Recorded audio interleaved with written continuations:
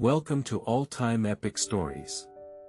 Today, we present, The Silk Road's Lost Stories, Untold Journeys of Trade and Transformation. In the year 142 BCE, a young merchant named Zhang Wei stood at the edge of the known world, gazing westward from the gates of Chang'an.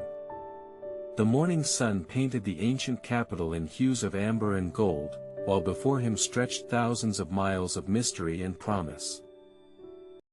Zhang carried more than silk and jade in his caravan. He carried letters from scholars, seeds from distant gardens, and the hopes of a dynasty eager to connect with civilizations beyond the desert. His father had died attempting this same journey, but the call of the unknown was stronger than fear. The first leg of the journey took Zhang through the Heshi corridor, a narrow strip of land squeezed between mountains and desert. Here, the ancient watchtowers stood like silent sentinels, marking the empire's furthest reach and the beginning of true wilderness. At the fortress town of Jiaguan, Zhang met an unexpected companion. Arya was a Persian scholar fleeing religious persecution, her knowledge of languages and astronomy worth more than any cargo.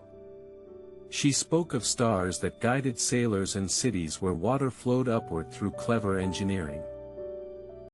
Together they crossed into the Taklamakan desert, whose name meant, "Go in and you won't come out." The sand here sang strange songs when the wind blew, and mirages danced on the horizon like phantom cities beckoning travelers to their doom. On the 17th day in the desert, they found the ruins of an ancient city, half buried in sand. Arya recognized the architecture as Greco-Bactrian, a remnant of Alexander's eastward campaigns. Among the ruins, they discovered tablets inscribed with mathematical formulas unknown in either China or Persia. That night, beside their fire, Arya translated the tablets. They contained astronomical calculations predicting celestial events centuries in advance, knowledge that had been lost when the city fell. Zhang carefully packed the tablets, understanding their value exceeded all the silk in his caravan. The oasis of Dunhuang appeared like a jewel in the desert, its caves filled with Buddhist manuscripts and paintings that had accumulated over centuries. Here, monks from India, China, and Central Asia exchanged not just goods but ideas that would reshape religions and philosophies. In Dunhuang, Zhang met Master Chen, a Buddhist monk who had walked from India carrying nothing but a staff and a mission to translate sacred texts. Chen had spent 15 years learning Sanskrit, and now worked to render Indian wisdom into Chinese characters, creating bridges between worlds. Chen shared a revelation that changed Zhang's understanding of his journey. Trade was not merely the exchange of goods, but the transmission of consciousness itself. Every bolt of silk carried the aesthetic sensibilities of its weaver. Every spice jar brought new flavors that would alter cuisines for generations. From Dunhuang, the road split into northern and southern routes around the Taklamakan. Zhang chose the northern path toward Kashgar, where Arya promised him an introduction to the master glassmakers whose techniques remained mysteries to Chinese artisans. The journey to Kashgar took them through the kingdom of Khotan, famous for its jade and the legend of how Chinese sericulture secrets had been smuggled there in a princess's headdress generations ago. Now, Khotan produced its own silk, breaking the Chinese monopoly and enriching the trade. In Khotan's marketplace, Zhang encountered merchants from lands he had never imagined. There were Indians trading indigo and cotton, Arabs with frankincense and myrrh, and even a weather-beaten trader from distant Rome who spoke of an empire that rivaled China's in size and sophistication. The Roman, Marcus Aurelius Antoninus, had traveled for 3 years to reach this point. He sought Chinese silk, but more importantly, he sought knowledge of Chinese metallurgy. His emperor wanted to understand how the Eastern smiths created steel stronger than any Roman forge could produce. Zhang and Marcus formed an unlikely partnership. The Chinese merchant would guide the Roman to swordsmiths in Chang'an, while Marcus would teach Zhang the secrets of Roman concrete and engineering. But first, they had to cross the Tian Shan Mountains, where avalanches and bandits claimed lives regularly. The Tian Shan Passage tested every member of the caravan. At night, temperatures plunged below freezing. During the day, the thin air made each step feel like climbing through water. Arya used her astronomical knowledge to navigate when clouds obscured the sun, reading the stars like a text written in light. High in the mountains, they discovered a monastery clinging to a cliff face. The monks there had developed a unique form of Buddhism, blending Indian, Chinese, and Persian influences. They maintained a library of texts in dozen languages, preserving knowledge that existed nowhere else. The abbot, a man who had studied in both Nalanda and Damascus, showed them a map unlike any they had seen. It depicted the known world not as separate realms but as a single interconnected web of trade routes, pilgrimage paths, and knowledge flows. The Silk Road was just one strand in a vast network of human connection. Descending the northern slopes, they entered the valley of Fergana, famous for its heavenly horses. But Zhang was more interested in the region's agricultural innovations.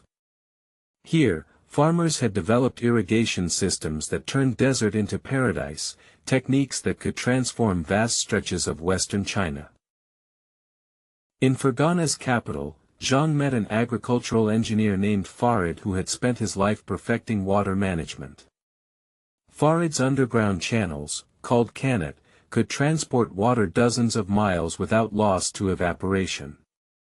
He agreed to send technical drawings and even a trained engineer back with Zhang's caravan. The road westward brought them to Samarkand, the jewel of the Silk Road. Here, in markets that never closed, one could find goods from every corner of the known world. Chinese porcelain sat beside Roman glassware. Indian spices perfumed the air while Persian carpets lined the streets. In Samarkand, Zhang learned of a revolution in mathematics happening in the city's House of Wisdom. Scholars there had developed a numerical system using position and a symbol for nothing, concepts that would eventually transform calculation worldwide. Arya spent days copying their treatises. But Samarkand also held dangers. The city's power brokers controlled trade through a complex web of tariffs, bribes, and monopolies. Zhang found himself navigating not just physical geography but political terrain just as treacherous as any mountain pass. A local merchant named Rashid offered to guide them through the bureaucracy, but his price was steep. He wanted not gold, but something more valuable, an introduction to the Chinese imperial court. Rashid had invented a new dyeing technique that could create colors previously unknown, and he dreamed of presenting it to the emperor. Zhang agreed to Rashid's terms. The four of them, Zhang, Arya, Marcus, and now Rashid, formed an unlikely fellowship bound by mutual ambition and growing friendship. They were becoming more than traders, they were bridges between civilizations. West of Samarkand, they joined a larger caravan for safety. Among the travelers was a family of Nestorian Christians fleeing persecution, carrying their sacred texts and a portable altar. Their theology, deemed heretical in Constantinople, would find welcome audiences in China. The Nestorian patriarch, Timothy, had studied medicine in Alexandria.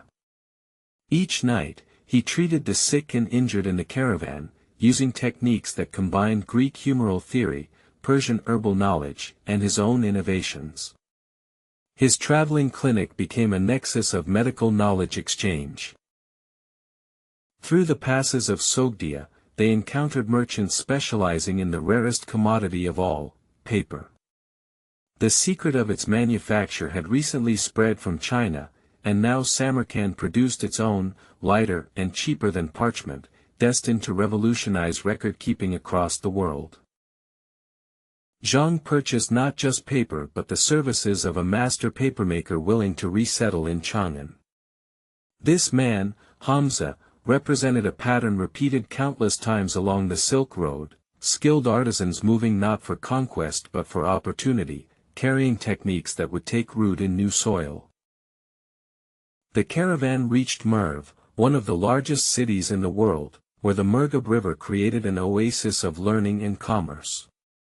Here, they encountered something unexpected, a delegation of Chinese Buddhist monks who had traveled west to study at the source of their religion.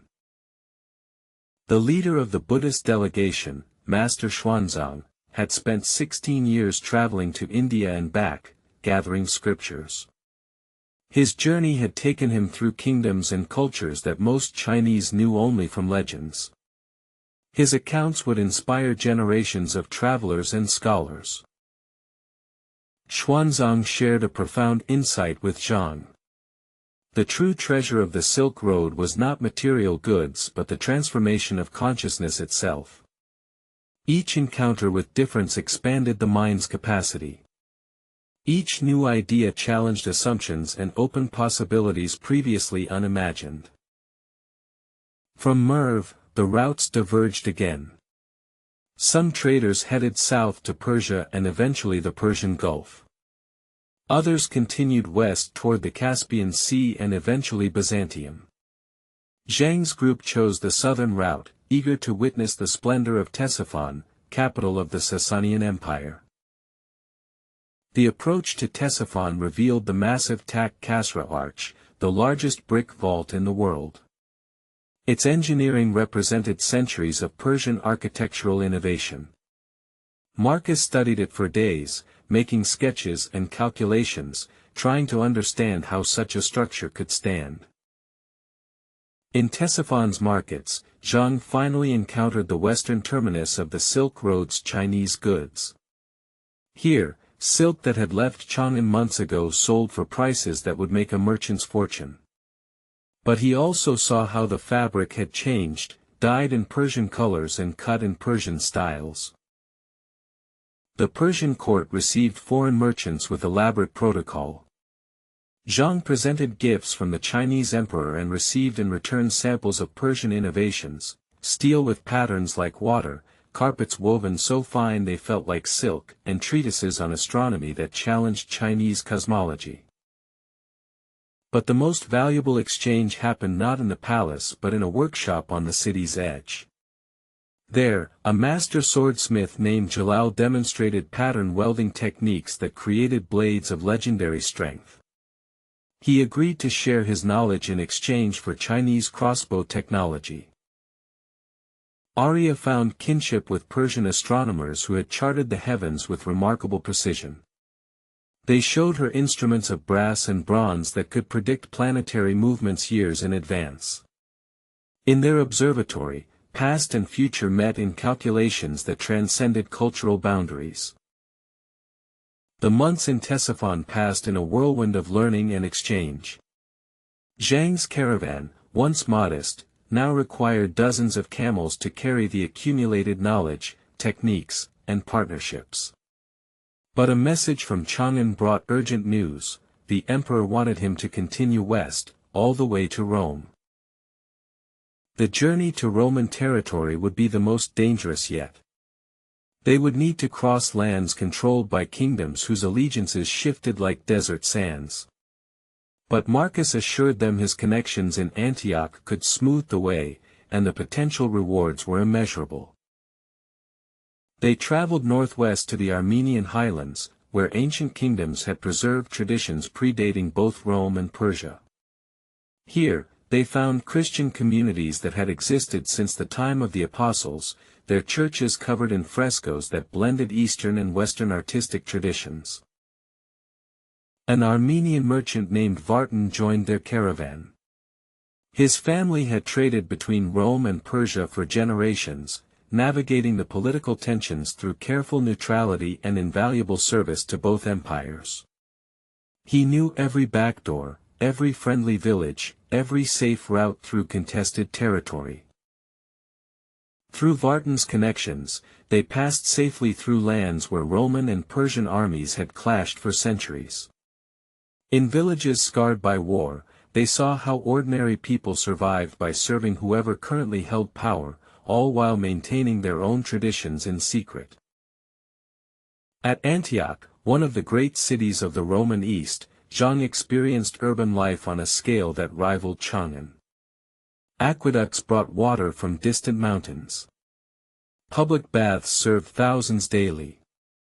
The harbor connected the Mediterranean world to the Silk Road's eastern reaches.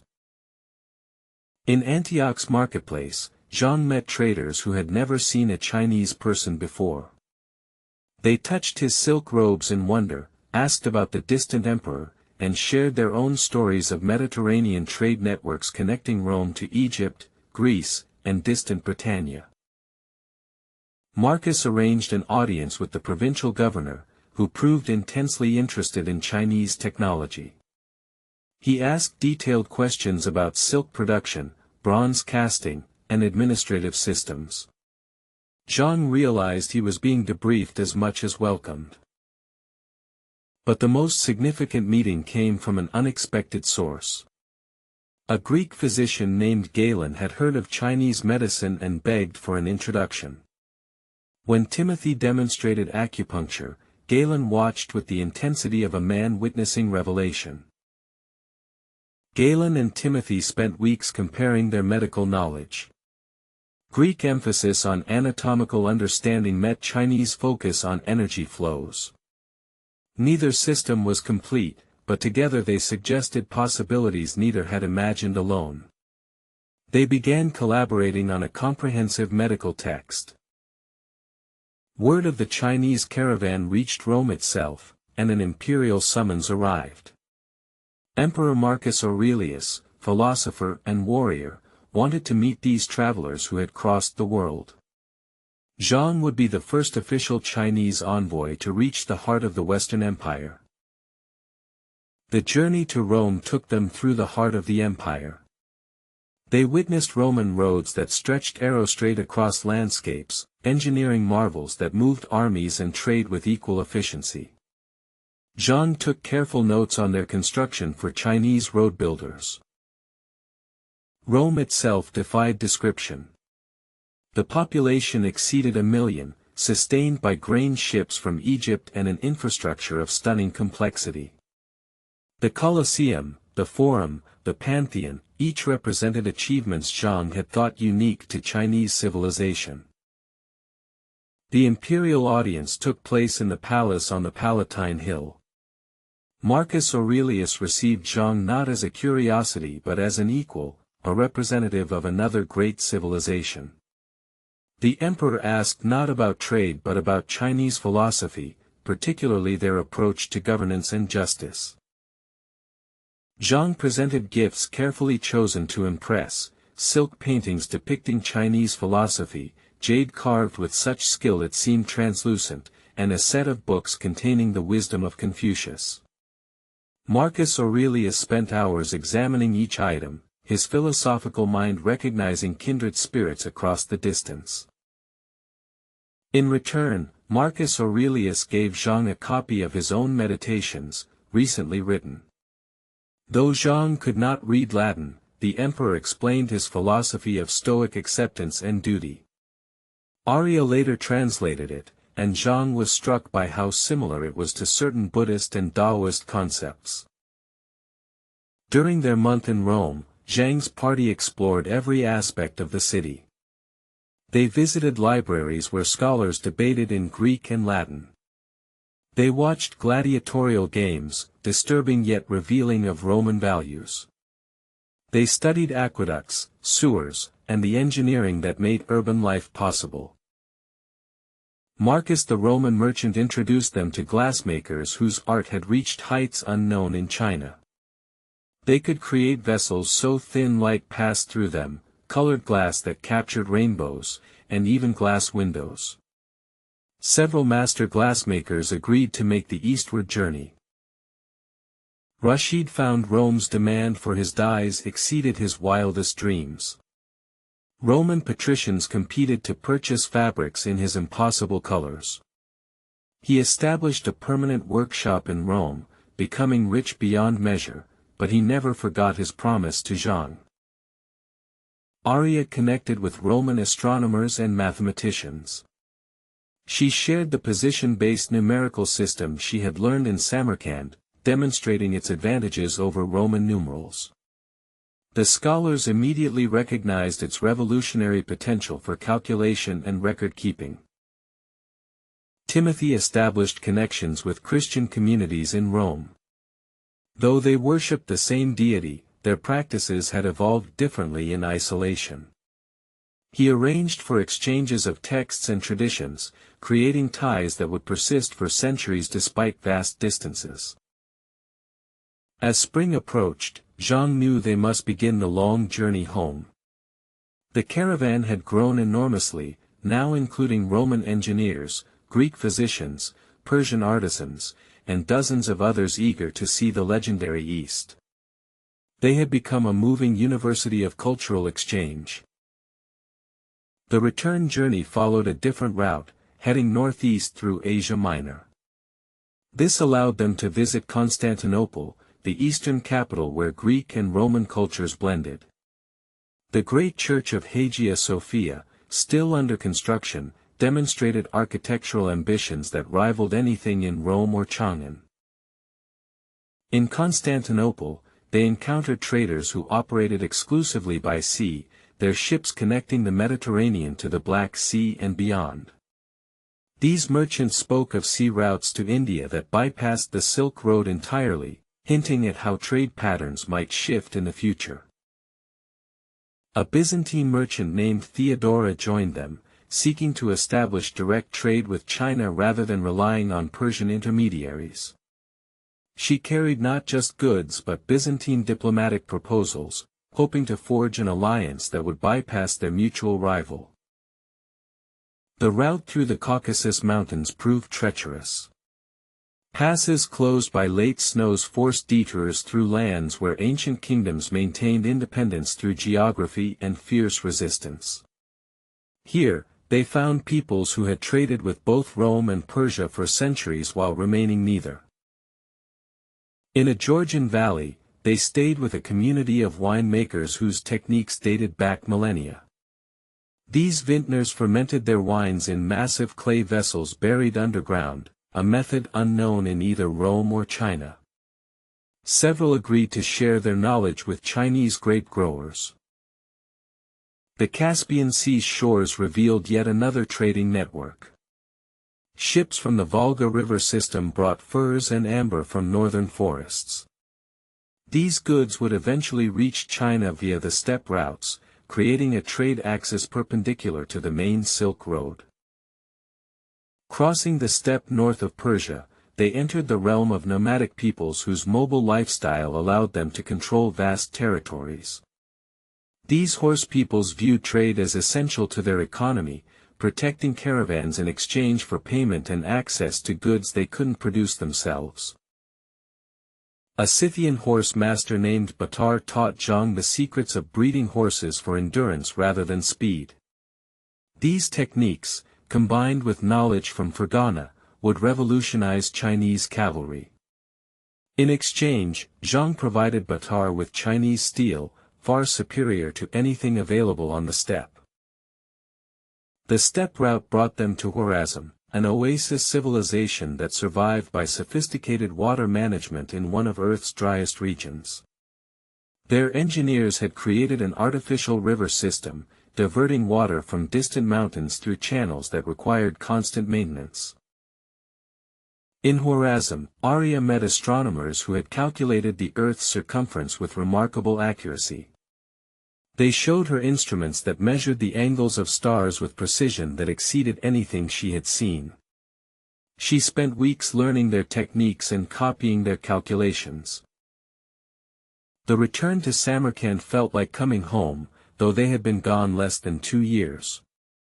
The city had grown in their absence, new caravanserais built to house the increasing flow of east-west trade. Rashid's color techniques had already reached here, transforming local textile production. They learned that Samarkand scholars had made a breakthrough in algebra, developing methods to solve equations that had puzzled mathematicians for centuries. Arya arranged for these treatises to be copied and carried to both Rome and China, ensuring the knowledge would spread. Farid, the engineer from Fergana, had sent his son with the caravan. Young Azad carried not just plans but actual working models of irrigation systems, each designed to be adapted to different terrains and climates. His expertise would be invaluable in China's arid western regions. The crossing back through the Taklamakan took a different route, allowing them to visit oases they had missed before. At each stop, they found communities that blended influences from every direction, creating unique local cultures that were neither fully Chinese, Persian, Indian, nor Greek, but something entirely new. In the town of Kutcha, they discovered a musical tradition that used instruments from a dozen cultures. Chinese pipa played alongside Persian setar, Indian tabla joined with Roman horns. The resulting music transcended any single tradition, creating something that belonged to the Silk Road itself. At Khotan, they learned that the city's jade industry had adopted new techniques from Roman gem cutters who had passed through years earlier. The result was jade worked in ways previously impossible, creating pieces of stunning beauty that commanded unprecedented prices. Dunhuang had grown during their absence, its cave monasteries expanding to house monks from even more distant lands. New frescoes blended artistic styles from India, Persia, and China, creating a visual language that could communicate across cultural boundaries.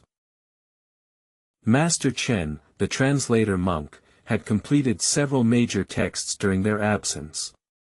His translations didn't just convert words but adapted concepts, finding Chinese equivalents for Indian philosophical terms. He was creating bridges not just between languages but between entire worldviews.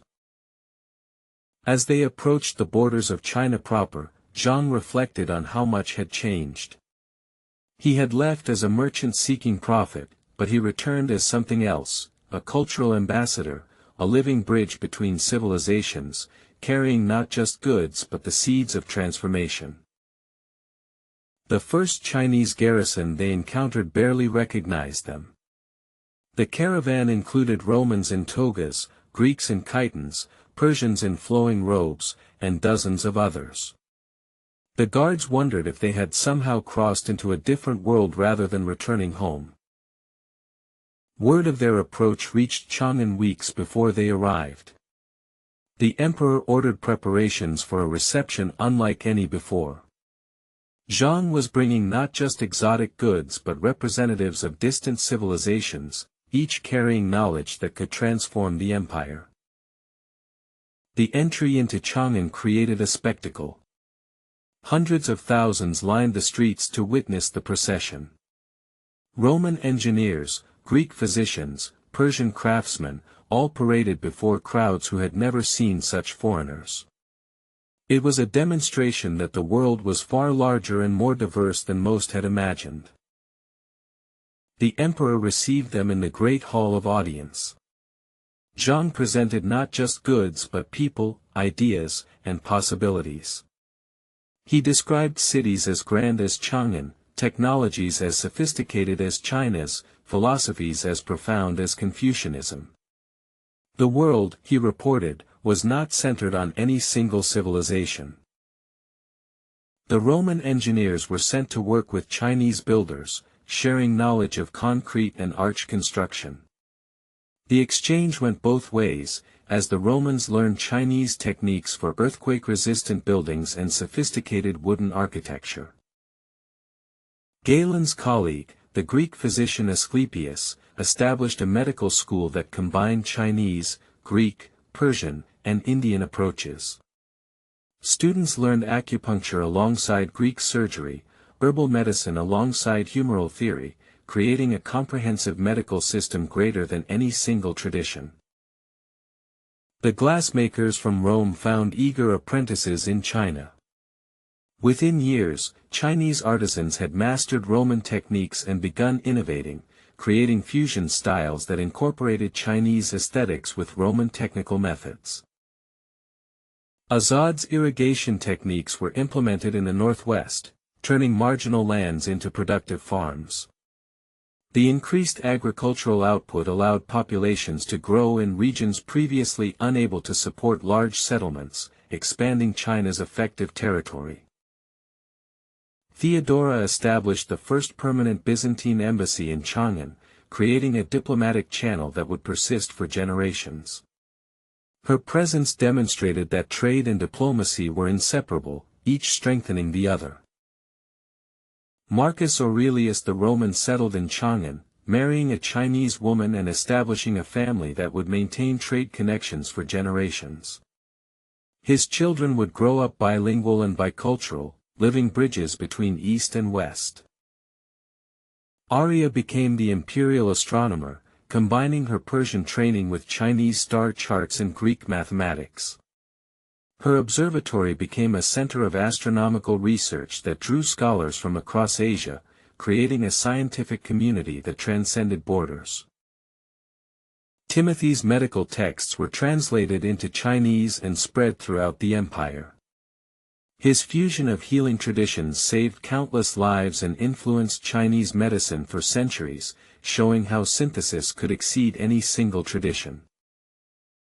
Hamza's papermaking techniques were refined by Chinese craftsmen, who added their own innovations. The resulting paper was cheaper and better than anything previously available, democratizing literacy and record-keeping, transforming administration and scholarship. The mathematical innovations from Samarkand revolutionized Chinese calculation. The position-based number system and algebra transformed everything from astronomy to commerce, giving Chinese mathematicians tools to solve problems previously beyond reach. But perhaps the most profound change was psychological. The people of Chang'an, having seen evidence of civilizations as advanced as their own, could no longer view China as the center of all civilization. The world had expanded, and with it, possibilities. Zhang was awarded the highest honors the empire could bestow. But he knew his journey was not finished. New routes needed mapping, new relationships building, new knowledge gathering. The Silk Road was not a destination but a continuous process of connection and exchange. He established a trading house that would operate for centuries, sending caravans west and welcoming merchants from distant lands. It became more than a business, it was an institution dedicated to fostering understanding across cultures. The children of the caravan members grew up speaking multiple languages, practicing different religions, eating foods from across the world. They represented a new kind of people, shaped not by a single culture but by the entire web of Silk Road connections. Years later, Zhang would write his memoirs, documenting every detail of the journey. But he knew that words could not fully capture the transformation he had witnessed and embodied. The Silk Road's greatest product was not silk or spices, but the expansion of human possibility itself. The routes he had traveled would continue for centuries, carrying goods, ideas, religions, technologies, and people. Each journey would add to the accumulated wisdom, each traveler contributing to a conversation that spanned continents and generations. The Silk Road was not just a path through geography but through consciousness itself. It demonstrated that isolation breeds stagnation while exchange creates innovation. It proved that humanity's strength lay not in uniformity but in diversity, not in separation but in connection. And those lessons, carried by countless forgotten travelers like Zhang, would echo through history, reminding future generations that we are all enriched when we open ourselves to the vast possibilities of human experience. The stories of Zhang Wei, Arya, Marcus, Timothy, Rashid, and countless others remind us that history is built not by emperors and generals alone, but by ordinary people whose curiosity and courage connected the world. Their legacies live on in every cultural exchange, every fusion cuisine, every borrowed word, every shared idea. Thank you for joining us on this journey through the Silk Road's lost stories. If these tales of transformation and connection inspired you, please like, subscribe, and share. Leave a comment telling us which part of the journey moved you most. Until next time, keep exploring the epic stories that shaped our world.